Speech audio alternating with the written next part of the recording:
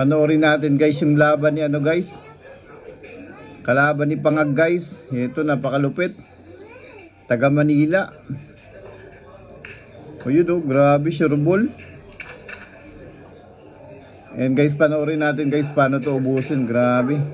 Ang laki ng pustahan nito sa labas. Lampas 100,000 per game, bawat game. Grabe naman yun. Sarap ipusta dito, pati lupat bahay.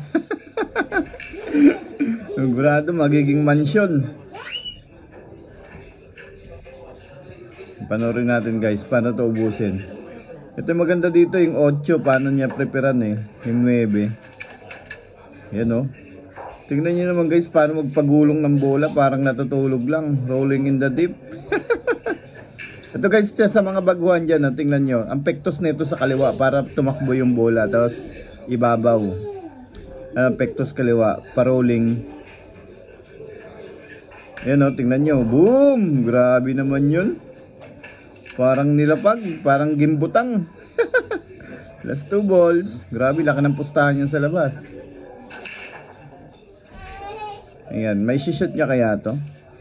Napalaban si Pangag sa magaling na kalaban. Okay, last ball, sports game.